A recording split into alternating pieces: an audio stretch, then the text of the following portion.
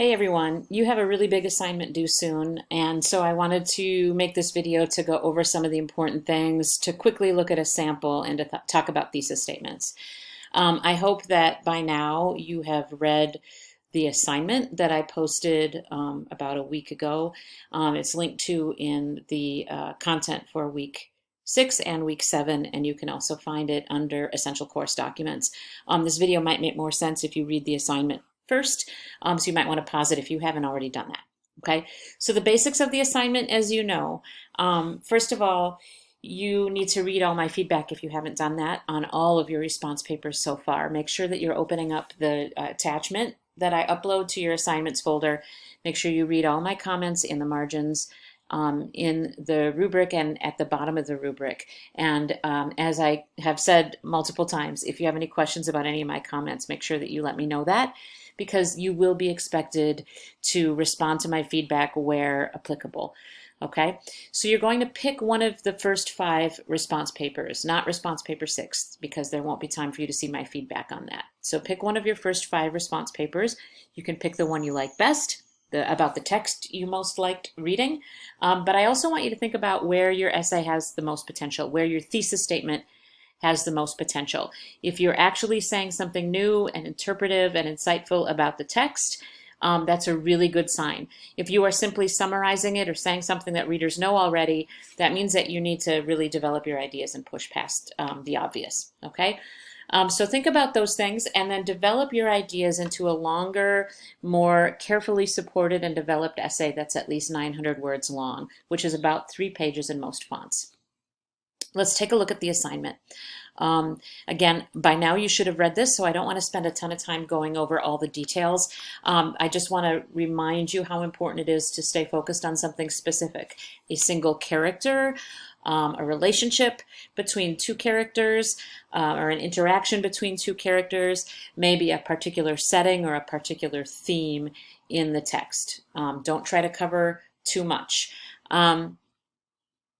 And then remember that what I'm asking for here is a kind of argument. You'll be offering a thesis statement that's debatable, that might not be obvious to all readers, and you're going to be developing that and supporting it with textual evidence, okay? Just like you would in any persuasive essay, you make your argument and you provide the evidence to back up your case. Okay. In previous handouts, I've talked about how to smoothly introduce your quotations and cite them, so you can review pages 3 and 4 of the response paper handout for more details about those kinds of things. You must also effectively revise it. So if you turn in a paper that has the same kinds of mistakes that a response paper had, that's not effectively revised. Okay, and then also just demonstrate good basic essay writing skills. The rubric will say a little bit more about that. There's little details about the format that those aren't in the rubric. Formatting isn't nearly as important, but of course when you format an assignment correctly, you signal to your audience that you're on top of the details, and that prepares the reader for good content.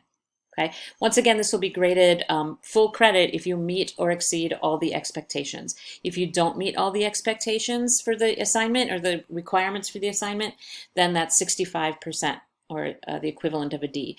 If you have plagiarism in your essay, you can expect not to get credit for that. So please do not use cheating websites. Do not use their ideas. If you want to do outside research for this, I encourage you to run that by me first, and always make sure to properly cite any research that you do so that you're not stealing somebody else's ideas. Okay. So the rubric is very similar to what you've seen in the response papers. Similar kinds of categories, but more detailed. So I encourage you to look carefully at this meets expectations content so that you understand what I'm looking for. It does need to be 900 words to get credit for this assignment. Remember that we want to, at Prairie State, we need to make sure that you're doing a minimum amount of work so that you get transfer credit for these courses that you're taking here, okay? So notice how important it is to show that you have thought about the literature, and also that you have a good thesis statement that's advancing your interpretation and not just summarizing. Okay, good structure, good use of textual evidence, basically good clear writing and citation, and then attention to my feedback on the original response paper. Okay.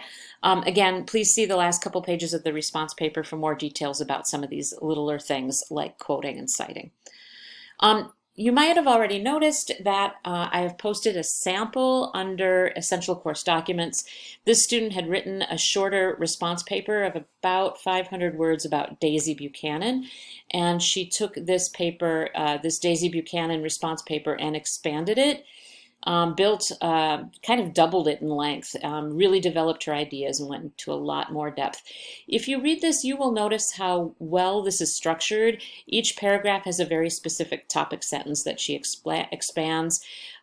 She's got a very specific thesis about Daisy, Daisy's sarcasm and wit, but also how that affects the novel as a whole, right? That it lightens the mood, that provides some comic relief.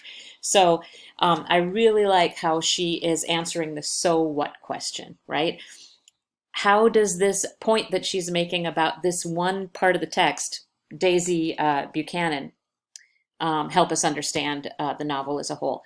I just noticed I said Daisy Miller up here, and it's Daisy Buchanan. I do think the characters are similar, and that could actually be a paper topic too. Okay, so nicely developed essay, really nicely written, no big distractions with clarity issues or things like that. So it's nice and reader friendly. All right, I want to go back now and talk about some thesis statements. Remember from the response paper assignment, your thesis statement advances a specific interpretation of a text. It's making an argument about the way that you understand something in the text that might not be obvious to everybody else. Okay, so if you've read The Underground Railroad, you know that Cora is traumatized by the violence of slavery. That wouldn't be a good thesis statement for an essay like this because everybody knows this already. You might make that observation in your paper in order to get to a more specific point. A much better thesis statement would be something like this maybe.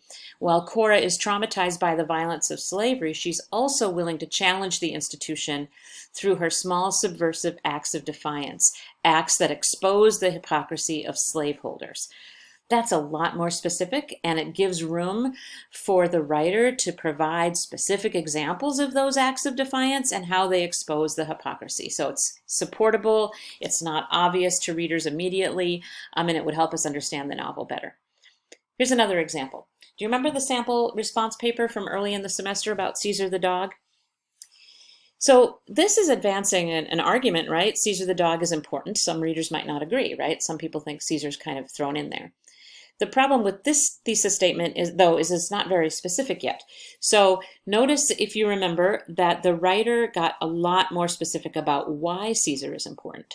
Caesar might seem like a minor part of the story, but a closer look shows that Freeman gives her character Joe Daggett more depth by using Caesar's life to parallel his. I just love that because most readers wouldn't notice that, but this is a really interesting thesis that shows that the writer has really been thinking about this text. And if you remember the response paper, she does provide good specific details to support her position on this. One more. Going back to the sample paper on Daisy Buchanan. A really broad statement is that Daisy Buchanan is a sarcastic character. Well, if you've read chapter 1, you've picked up on that sarcasm. So you might start there, but a much more specific thesis statement is the one that she actually has in the paper, that Fitzgerald lightens the mood with Daisy's sarcasm. That's Daisy's sarcasm and wit provide some comic relief to the novel. I think that's a really interesting thing to argue. Okay, so all of these improved thesis statements give the writer an opportunity to show how carefully they've read, how much they've thought about the text, and supporting that text with evidence from the text itself, or supporting the thesis with evidence from the text itself. Okay, so let's take a look at a kind of thesis statement that I think a few students were trying to offer last week in their response papers. I saw several papers that had this kind of thesis statement. In Mother to Son, Hughes uses a staircase metaphor to illustrate that the speaker's life has been challenging. Now, that's a good observation. The problem with this as a thesis statement, though, for this kind of assignment is that everybody who's read this already knows this, right? this is really clear from reading the poem. So it doesn't tell us anything new about the text. There's nothing debatable there. So if you wanted to write about mother to son, you're going to have to go beyond what everybody already agrees on after reading the poem and offer something new, something original, your position on it that's still supportable with the text. Okay, so to review, thesis statements must be debatable and thoughtful. They must not be obvious to readers already. They must not simply recap the plot. They must be designed to help us gain a better understanding of something specific in the text, and they must be supportable with textual evidence. All right, so those are your reminders. Remember, I'm here to help you. If you have any quick questions, feel free to email them. If you would like to discuss your possible revisions, if you'd like me to look at a draft, that's the kind of thing that I'd like you to make to request an appointment for. We could set up a virtual Google Meet to talk about your draft or your ideas. Okay, I'd be happy to do that. Just let me know that you'd like to have a discussion. This is due August 2nd. August 1st is my wedding anniversary, so I will not be available on the 1st or on the morning of the 2nd. So if you want my help, you're going to have to get that before August 1st.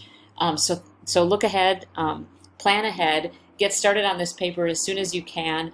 The reading assignment this week is shorter so that you can get to work on this paper. All right, be in touch with me with any questions and try to have fun with this. Try to enjoy the opportunity to look more deeply into a text and let your own thinking take root.